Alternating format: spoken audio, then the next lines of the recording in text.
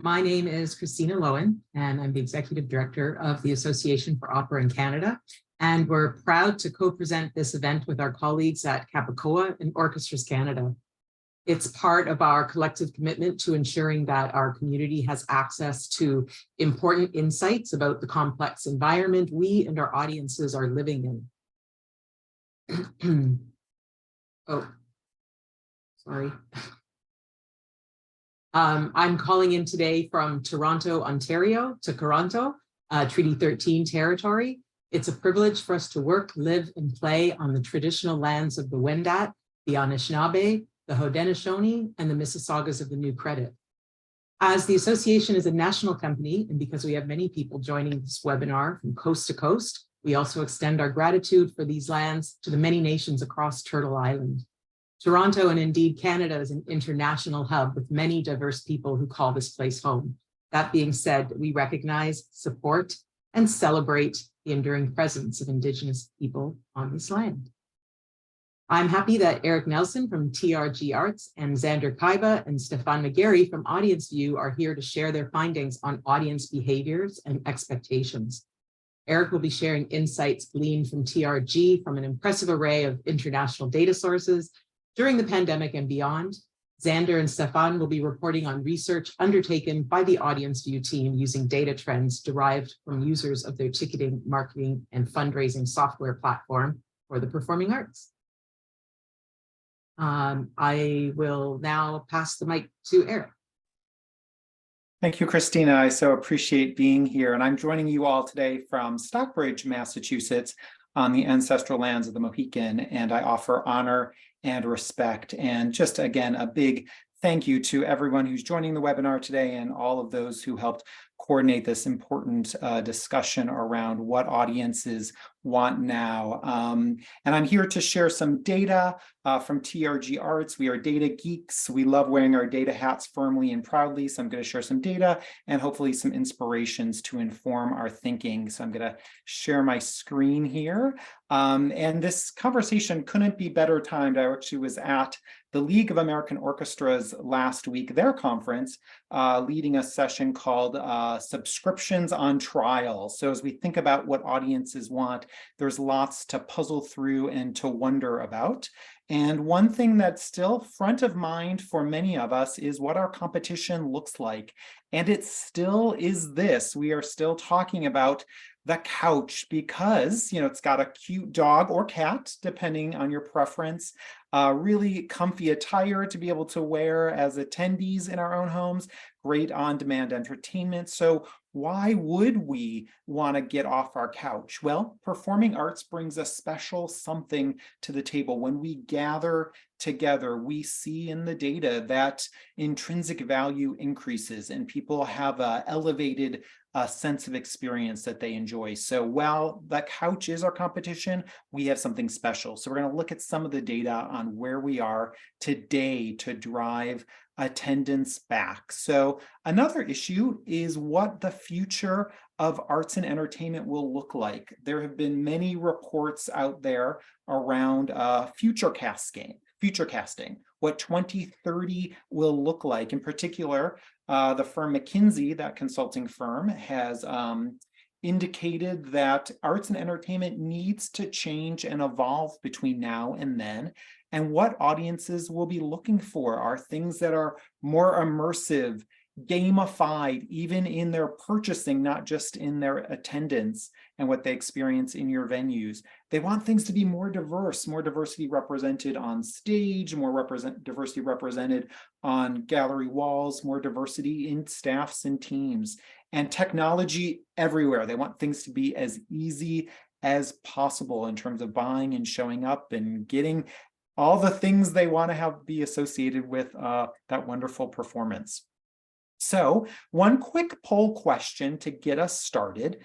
When we think about where ticket revenue is today and comparing that to 2019, question for you all, and I think David's going to launch the poll in a second. Would you say we're above where we were at in 2019? Is your ticket sales above that? Is it below? Is it similar? Just a quick taking the temperature of the room. We'll give it a few minutes as you all have a chance to weigh in. We'll see we're folks are. Look at that. We're over almost 70% of you have voted already. I love that level of participation. So thank you all so much. We'll just give it a few more moments here as we get a few more of you getting your votes in. But if I could hum the Jeopardy theme song, I would, to sort of count us down till the poll closes, but we are getting close there. Good. Okay, I think that's about everyone. So I'm gonna share the results here, but you see about 64% of you are still below pre-pandemic amounts. 15% are ahead. That's really exciting to see some of you having crossed that threshold, and 21% are about similar, same where you were before. So we're gonna look at where we are as the sector as a whole. So TRG Arts, we partner with performing and visual arts organizations to help grow revenue and engagement from individuals, both as ticket buyers as well as from donors. We work all across the globe. And early on in the pandemic, we started this arts and culture benchmark so we could track the impact of COVID on ticket sales and donations. It's evolved, and now we're using the data to inform our strategy, comebacks, and continued resilience. So the data set we're going to look at, some of you have seen this before, we have some updated data points, but about 400 organizations internationally are participating. We're going to look at North America data today. There's about 150 organizations in North America who are part of this data set. You see the breakdown by genre there on the screen, and this is about 140 million transactions that we're studying. We're getting data, like I said, on a day-to-day basis, so it's a large data set to help us get a sense of those overall trends. So we're going to start with genre recovery, both from ticketing and from a fundraising perspective. So genre recovery, you're going to see three things here comparing back to 2019. So you've got 2020 results in the sage green, the bar on the most left of the subsection. The blue bar, the brighter blue, 2021 in the middle there. And then the electric green is 2022, the third bar in each subset. And what you see here is of the genres, dance, performing arts centers, theaters, and music has bounced back quickly or with some robustness, as well as performing arts centers. Theaters and music is still working to get back to that pre-pandemic levels. And there's some reasons why here. I think many of you probably have heard of the power of Nutcracker, but we saw really strong holiday programming and sales this past year. And performing arts centers, many who have Broadway shows come in on their tours, that also lifted up sales. So some encouraging comebacks, and we still have some additional theater and music who are starting to get back there. So hopefully we'll see that those corners turn for them as well. Same data set, same structure, but now on the donation side of things. So again, dance, performing arts centers, theaters, and music comparing back to 2019. And we see a kind of a different story here. Look at that mid bar for each. 2021 had some strong comebacks for donation revenue. And then look what happened in 2022, some retrenchment back across the board. So while we had some pops in the depths of the pandemic, we're starting to see actually going a little bit in the wrong direction, where we're down below pre-pandemic levels. So we're going to get into some nuance of why this is happening in both perspectives, ticketing and donations. So on the ticket sales side of things, we're going to look at the most recent hot off the presses data, which is a 6-month comparison. So we're looking at Q4 of 2022 and Q1 of 2023. So essentially the last 2 quarters that have been completed, those 6 months period, compared to the same 2 quarters in 2019. And ticket revenue only down 5%. We continue to have these spoonfuls of confidence to say we're getting closer, so that's exciting. Units down 17%. So we have perhaps a little less people participating, but when they're coming, they're purchasing larger size tickets or VIP experiences. And you see here, this is that same 6-month period, but month by month, so October all the way into March. And we see the bars here are revenue, 2019 in the blue, in the last 6 months in the purple.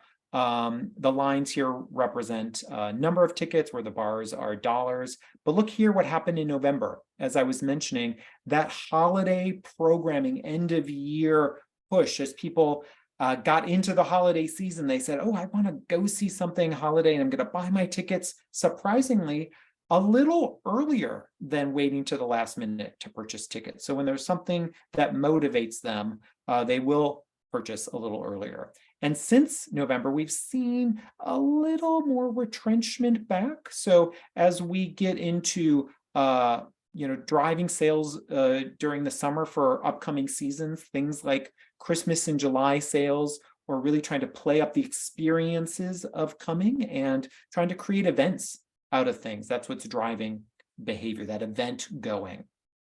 On the donation side, it's a very different story, as we sort of saw in that genre comparison, but same 6-month perspective, revenue down 38% and units down 14% in the last 2 quarters versus those 2 quarters in pre-pandemic times. So some interesting things going on here. Same month-by-month comparison.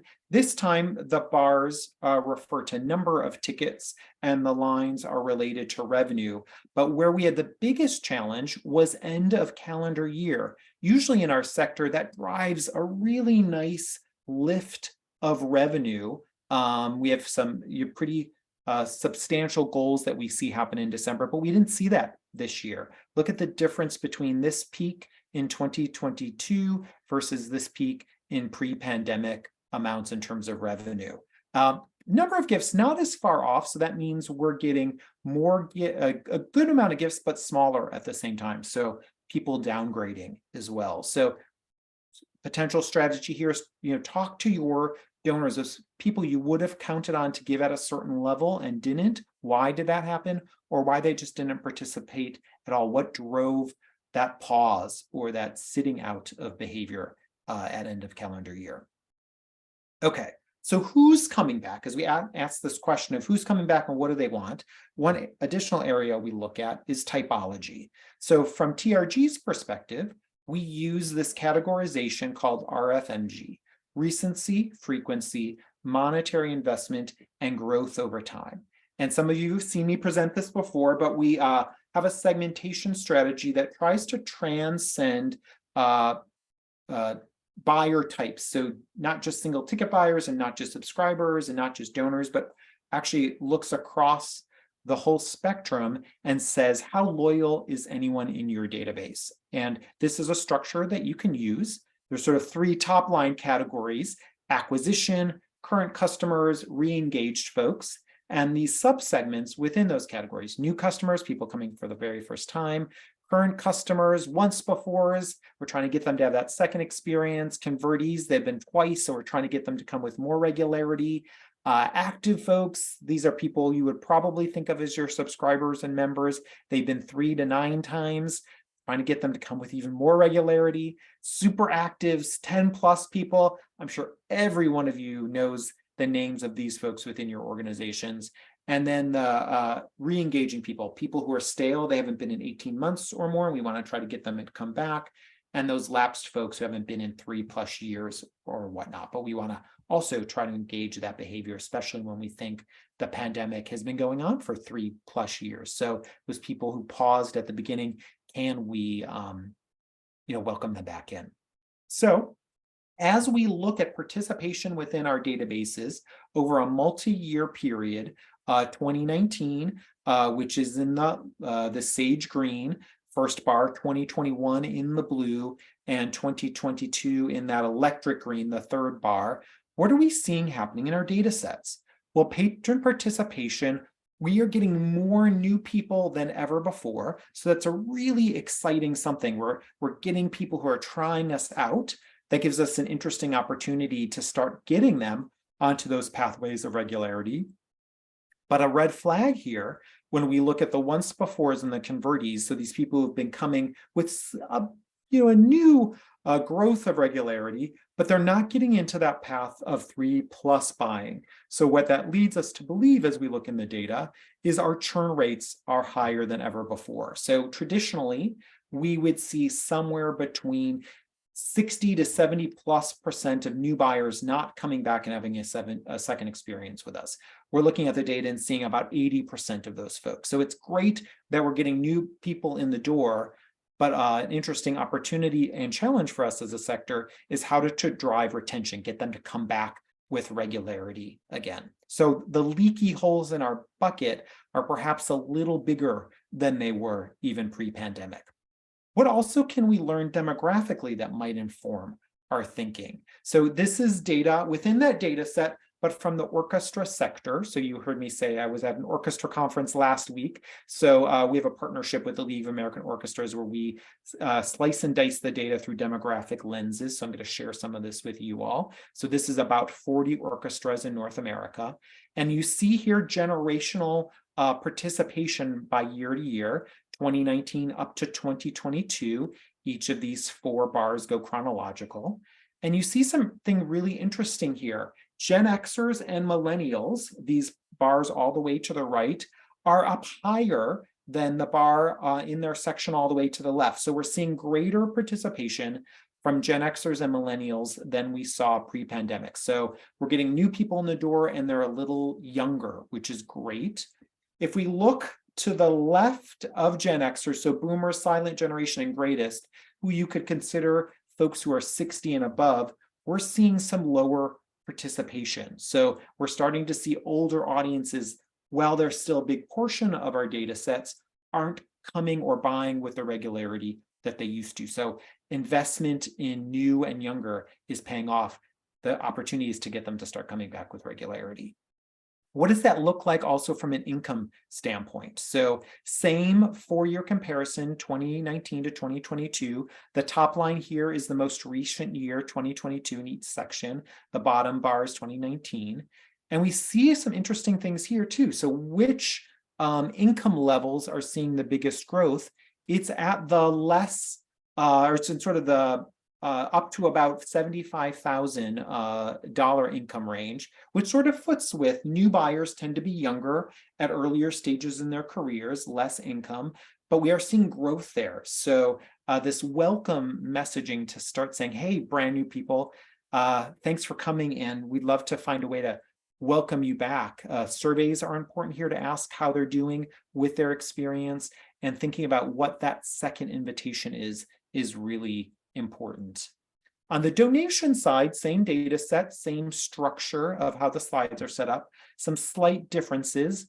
Now, baby boomers and millennials are the groups that have grown a little bit, not as strong as ticket buying, but compared to 2019 levels. So we're eking up a little bit with boomers and with millennials. The surprise here is Gen Xers. This group is at their peak in terms of earning potential. They're starting to see more disposable income. Their kids have left the home. So they should be the folks who are getting into deeper levels of philanthropy with us. So this is an opportunity to reach out to, find your Gen X audiences, the people who are coming, and start engaging them in conversations about donation. So same interesting story happening here as well from an income level of donors. We're seeing more growth at the lower end of the spectrum. So thinking about average gift amounts, what we might want to ask, all of that can be informed by this. So lots of interesting pathways into participation with us, new people coming in the door. So what is the goal? Where do we still want to get people to go? As we look at the data, building loyalty is still the most important, best drivers of consistent revenue for organizations. So things like subscription is still a really useful goal for us. So I'm going to ask this poll question as well. But when we think about loyalty and subscriptions, are they dead? Should we be forgetting about them completely? Are they in need of a makeover? Or do we need a replacement of sorts? So poll is up there. We'll see how you all weigh into that. Some already robust voting happening, and I'll do a little spoiler alert. Looks like need of makeover is leading the list with a great deal of distance over the other two. We're at about almost 70% participation, so we'll give it just another moment here to see how this weighs in. Okay. Great. I'm going to end the poll here. We're about 75% of you have weighed in, and let's share the results. But look at that. In need of a makeover, about 84% of you saying it's important, but we need to do something different. Very few of us saying it's dead, let's forget about them. And a couple saying we need a replacement. So you like this product line, but how do we think about it in new ways? And our sector is grappling with this. So a couple things to keep in mind to inspire our thinking about growing loyalty, but we've tried many things over the years: flex tickets, different kinds of series related to programming, CYOs, coupon books, all of that and more. But what new tactics can work? We're seeing a lot of organizations trying membership style campaigns. It'll be interesting to reflect back a year from now to see how those are landing. But what we're seeing in the consumer sector at large, there is growth absolutely in subscriptions. There's actually a relatively new conference just about subscriptions. Maybe we should be showing up to that in the arts to see what we can learn. Adjacent industries like the sporting, baseball is trying some interesting things with their season ticket holders. They're doing things. This is an interesting article to check out. But things like, if you are a season ticket holder, you get a discount off of food at the venue. Great. So now they're doing things where that if you go up to buy your hot dog or get your salad at the venue, it'll show the price for people, regular price for each of those items, but also the discounted price for season ticket holders. So there's this instant message that said value is honored here, value of longevity. So just that articulating or sending out on those tote boards of what the price points are to say, hey, if you're a season ticket holder, you actually get a discount, working to plant that seed of the value there. Other things they're trying is emailing their season ticket holders throughout the season to say things like, Catherine, you came to 3 baseball games this year, and because of your season ticket holder status, you've saved X number of dollars. But Christina came to 7 baseball games. You see where my head is at, but she saved more. So if you were to attend more, you could save more. So putting things in context about how people are taking advantage of their benefits, really important. But the real question is, does the tactic really matter? And I'm going to bring this back up as sort of our final inspiration. No matter what we do or how we package it up, we need to be, as a sector, thinking about recency. Are we getting people to engage every year? Are they coming frequently? Are they coming multiple times throughout that same season? Does their monetary investment grow over time? And can we count on that growth to happen year in and year out? So this can be inspiration to you all to think about setting goals and expectations for your patrons to say, not only are you trying to hit our revenue targets ticket-wise and donations, but are we seeing each of these categories grow within specific subsegments of our database? Are we driving frequency? Are we driving monetary growth? And if we are, that will tell us that our loyalty programmings are working. So we should continue to try different things, but ensure that the metrics that we're measuring around them are driving these 4 big topic areas. And I will leave you with this idea also from the data that says, what do patrons want? Friction-free. They want it to be as easy as possible to participate. They want the clicks through on your website to be quick. They want to be able to find a way to buy a ticket easily. They want to be able to understand donor benefits as easy as possible. So as friction-free as possible. And you're also going to be getting this deck, and you'll get a link to this. If you want to puzzle through any of these ideas with me, I'm always happy to do free hours of consulting, no obligation at all associated with that. But just to talk through where you're going and how you'd like to apply this. So really appreciate it. I'm going to stop my share, and I believe the mic will be handed on to Xander, who will be moving us into some other additional data points. So thank you all so much. Awesome. Thank you so much, Eric. That was great. I'm going to share my screen here. And hopefully that worked and everybody can see it. Please let me know if not. It's great to be here. Thank you so much to everyone for having me, and it's nice to meet you all. If you missed the top of the hour, I'm Xander. I'm the Senior Manager of Product Marketing here at Audience View. And we've done some research over the past few months with our Theater Mania audience, who is our consumer audience of live event attendees across a ton of different verticals, from performing arts, of course, orchestras and symphonies, to sports and immersive experiences. And we do this research once a year to really check in with folks on how the live event industry is evolving and changing, and really stay in tune with different changing behaviors and trends. And so I'm going to dive in here and highlight some of those most important trends that we've uncovered over the past few months. So to start out, we, of course, started with asking patrons how their event attendance behavior has changed since pre-COVID. And very positively, we saw that most patrons are attending roughly the same or more events than they did before the COVID pandemic.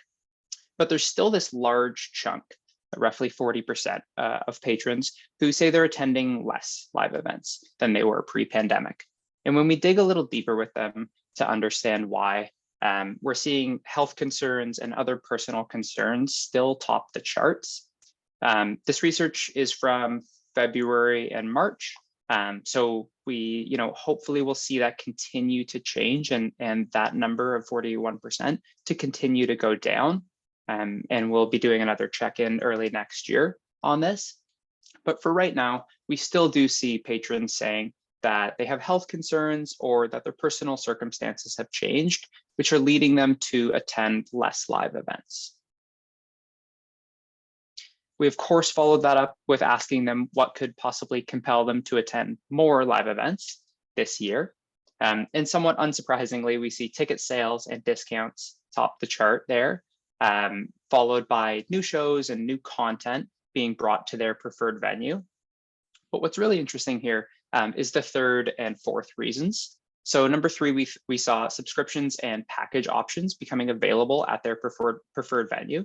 And we're really seeing that trend across a few different data points that we have, and clearly across data points that Eric has as well, that ticket subscription and package options that offer flexibility for patrons are really in demand right now, and something that patrons are really looking for, to both pair the flexibility with the value of having a flex pack.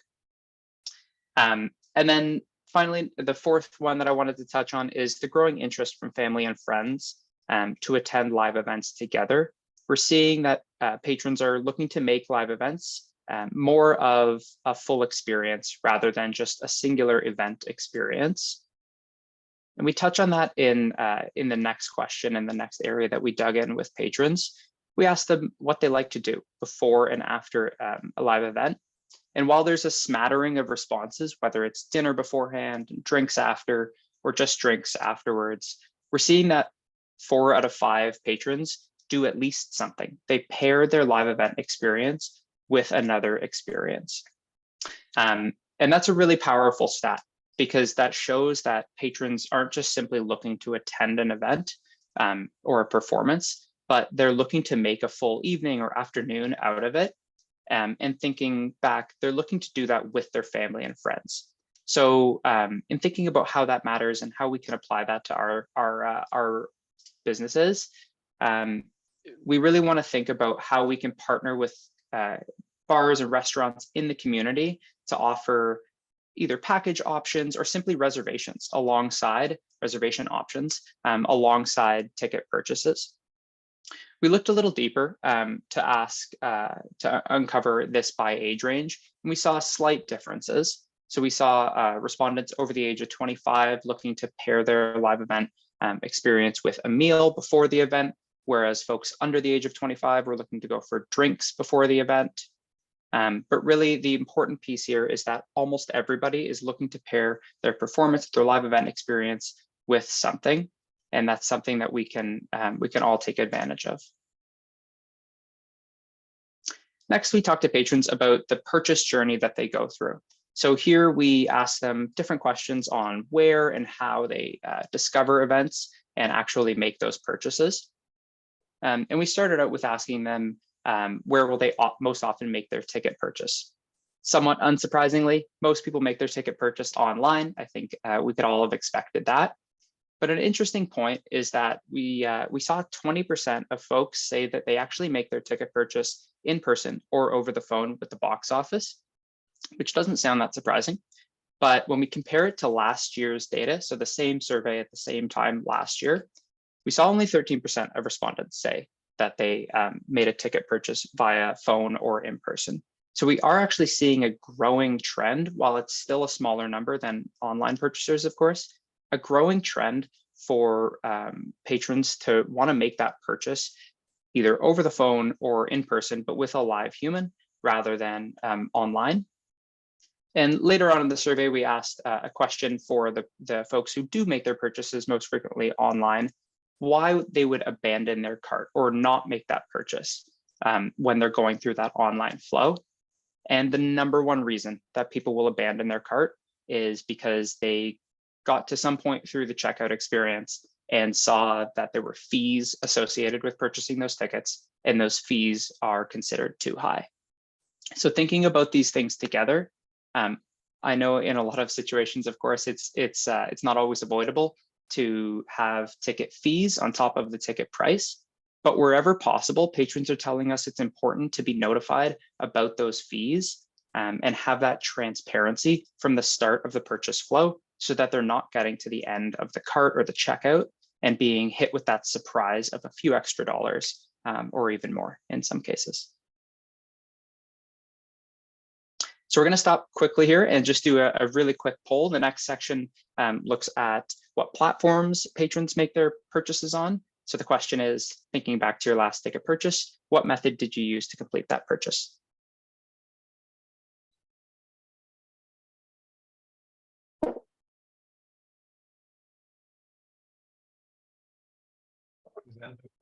Clarification on your question, when you say mobile phone, do you mean buying online on the mobile phone or calling in box office?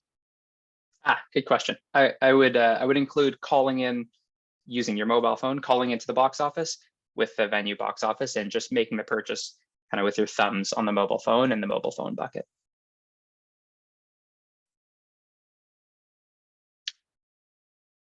Interesting.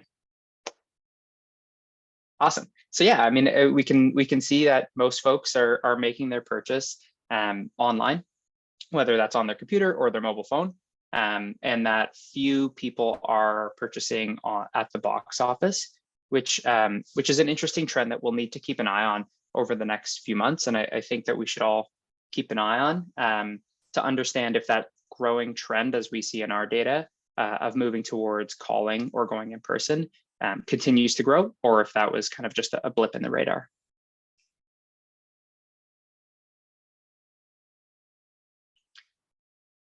So next we asked patrons, of course, which type of device they make their purchase on.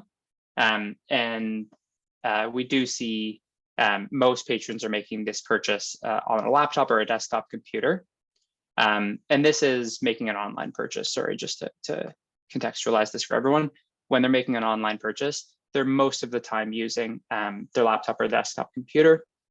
And in looking to receive those tickets, most of the time they do want to still print tickets at home. So that trend hasn't changed in a huge way, but there's still about a third of people who want to receive their tickets on their mobile phone. And the vast majority of those folks want to receive it either directly to their digital wallet or in an order confirmation email.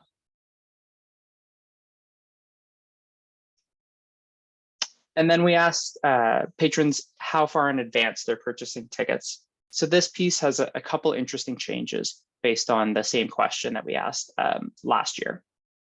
So we're seeing most patrons are making their purchase more than 1 month out, but we are seeing a growing trend of patrons making a purchase less than 1 month out.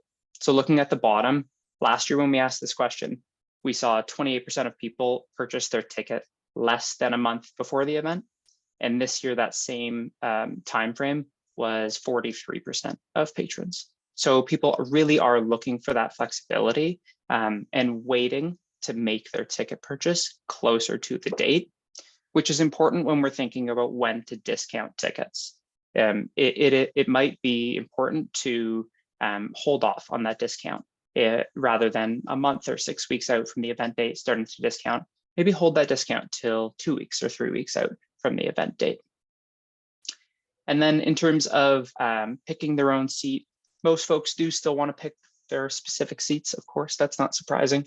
But we are seeing that folks who are purchasing tickets closer to the event date are less likely to want to pick their or need to pick their specific seat and much more open to simply getting the best seats within a specific price range. So the last section that we talked to patrons about are their donation behaviors.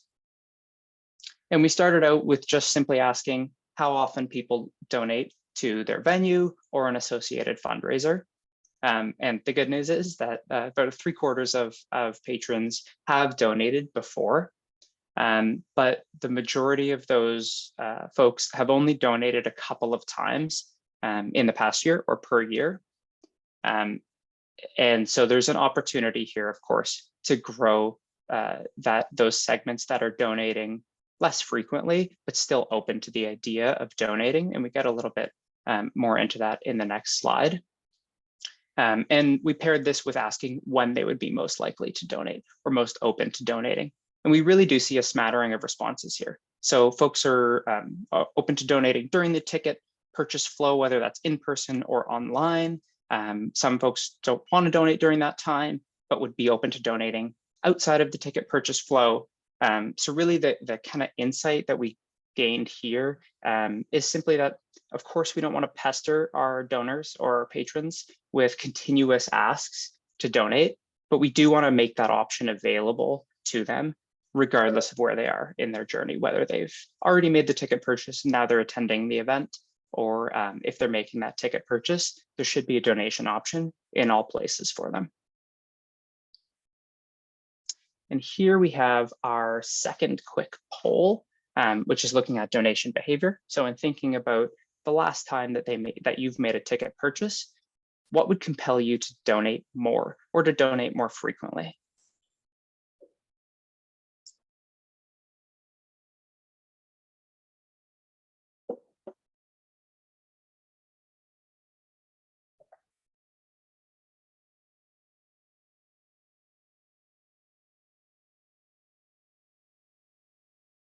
Looks like we're fighting between tax deductions and access to donor-only events. We'll see if that's reflected in donor behavior slide next.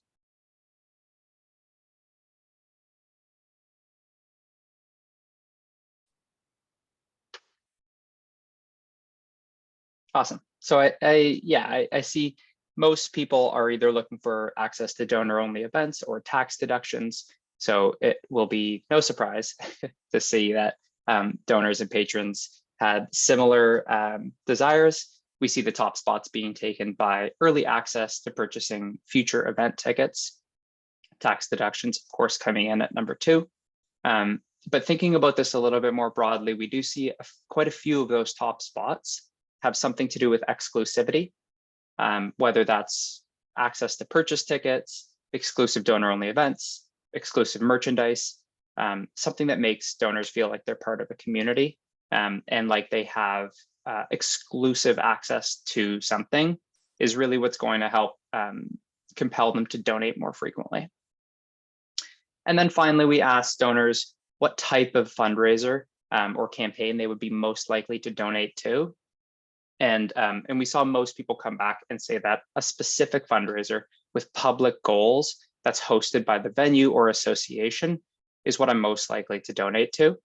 And we really think that's because people want to know where their money's going, of course, as we all do. So thinking about that and building your next general campaign, even if just simply putting a goal or some items that the general nonprofit venue fund might be used for, really might help compel donors to donate more. And that's all I had for you all today. So I will stop sharing.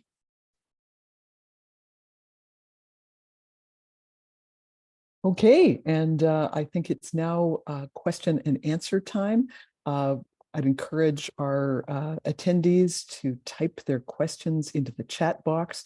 We've been harvesting some of the dialogue that's gone on, and I'm just going to go back and start with a question that I think came up a few times in both of your presentations. So this is a bit of the free-for-all time in the webinar, because you both did really allude to the concept of the friction-free buying experience, or the friction-free learning about the organization experience. And I'm going to challenge you in an incredibly corny way. Do you have a top 3 list? And I'm putting this to both Xander and to Eric, and possibly Stefan if he's joined us, of recommendations that you would make to an organization seeking to ensure that their would-be patrons have a friction-free experience.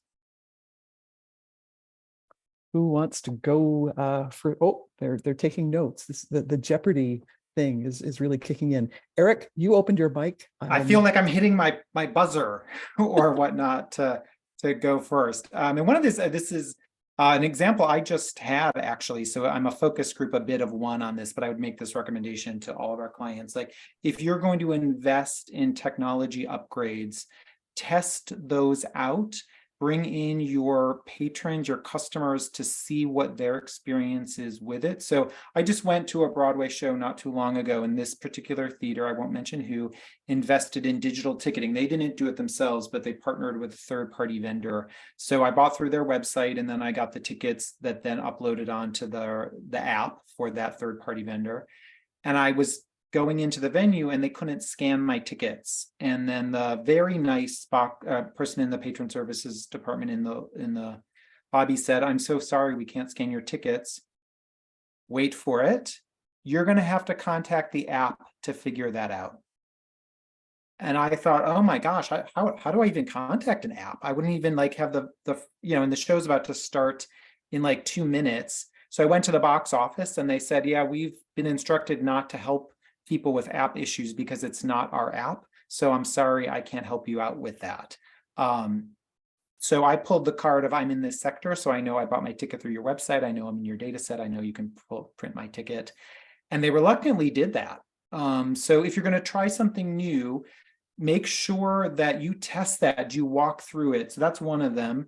2 is the website is easy to buy tickets as possible. So that's a friction-free point. So bring in some of your customers and say, can I watch you try to buy a ticket on my website? Can I watch you try to figure out how to make a donation on our site? So that's friction-free. And then a third one is, we're actually working with the Phoenix Theater in Arizona, and they're doing this. They've actually launched a membership. And one of the things they're finding is many of their new members, you pay a monthly amount, and then you get access to tickets.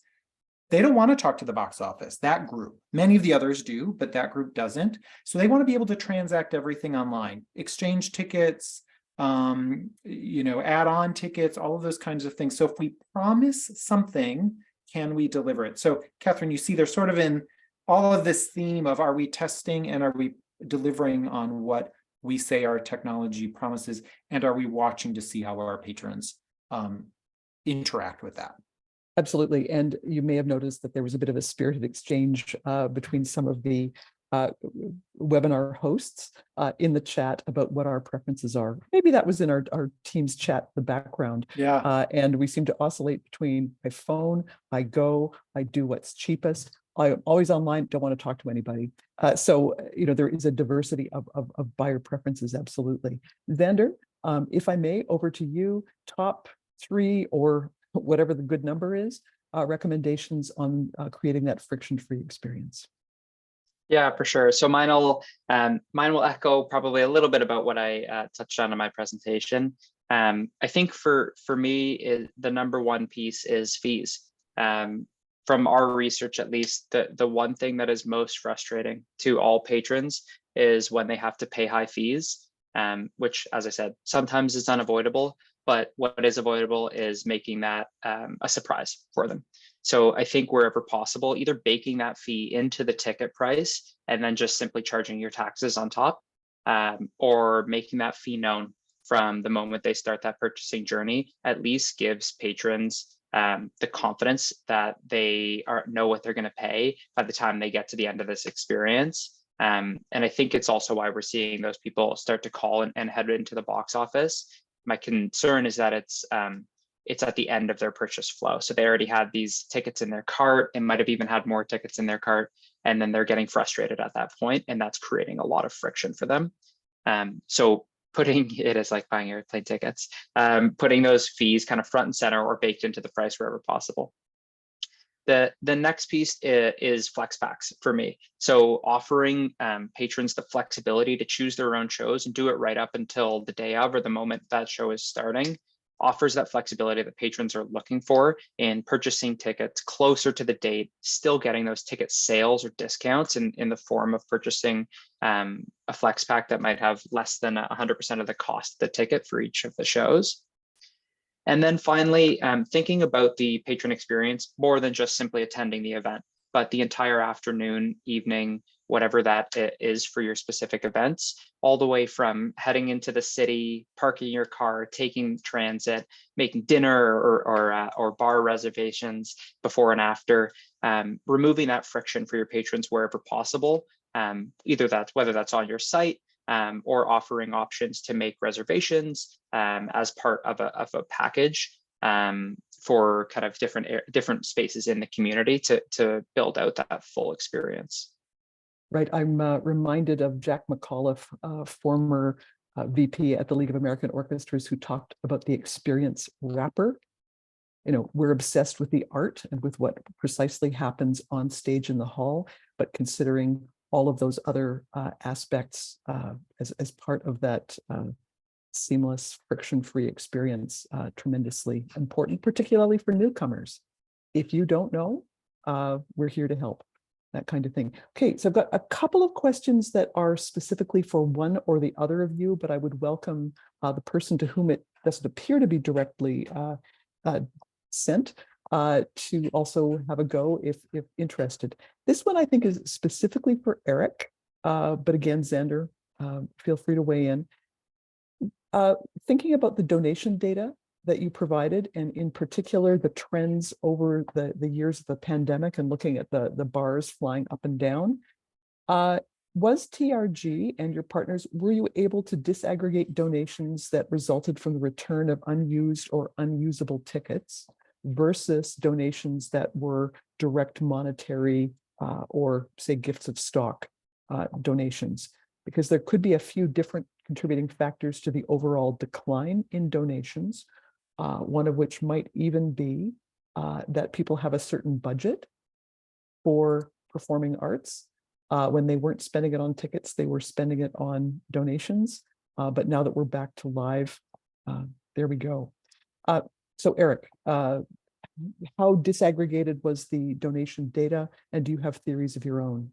Yeah, it's a great question, and it's really, I appreciate trying to understand the journey and the different motivations behind the patrons, because getting to the heart of that or the root of that is so necessary. So we were able to do some of that. Part of it, we rely on how organizations code their data to be able to understand what bucket it falls into. So, you know, there's maybe a little bit of wiggle room in this, but indeed, yes. So there, we saw that growth, the number of donors go up during the depths of the pandemic. And a lot of that was driven by, and I'm talking units, not dollars here, by people whose revenue is reclassified because perhaps they had been ticket buyers and then it got, you could turn that into a donation to the organization because you didn't have performances. So there's absolutely some of that in the number of tickets. We also saw even of donors who typically participate during the depths of the pandemic, the average gift amounts of those folks went up. So one of the things that might be playing into the reduction that we're feeling today is someone saying, oh, I gave double amount than I normally would have given during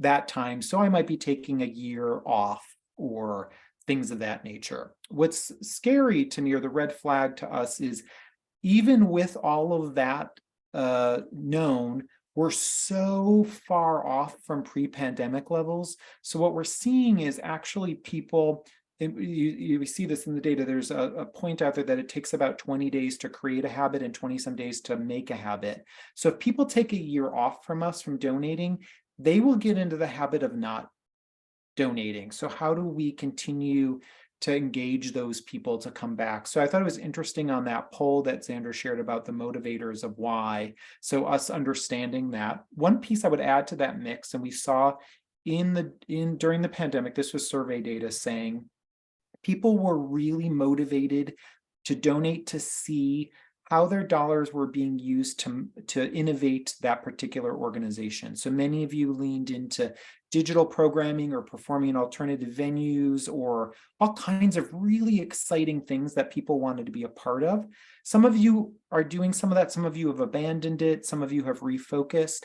But one sort of thing we're seeing across the board is people have gotten out of the habit of articulating that innovation story and how dollars have played a role in being as innovative as possible. So one recommendation is don't forget all that interesting messaging you did during the pandemic that said, we're in this together. Here's how we're solving together. Let's just not go back to that normal end of calendar year letter, end of fiscal year letter, the sort of muscle memory of how we used to do things. How do we take some of the wonderful glitter that came out of the pandemic of collaboration and make sure we're sprinkling that still into our donor messages around collective impact?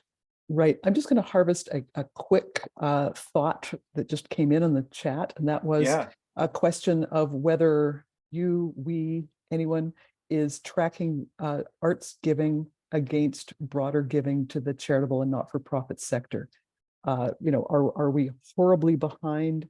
Are we tracking similarly to other charitable causes? Is everyone hit by the tsunami of inflation? Any thoughts on that?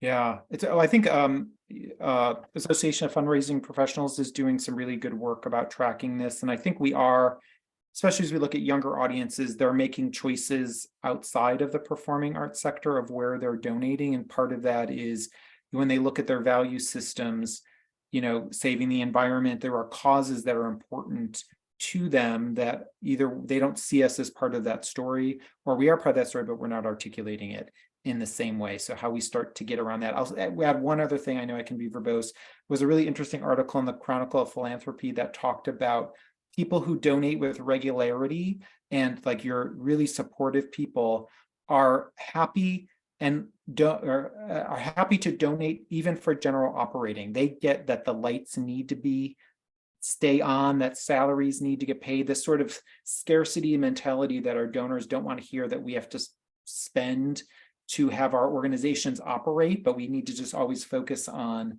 programming.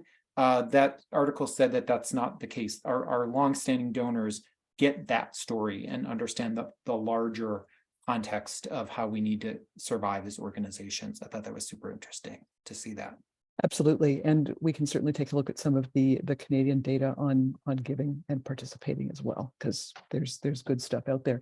Xander, any comments that you'd like to make on this particular question, or can I roll to a Xander specific question?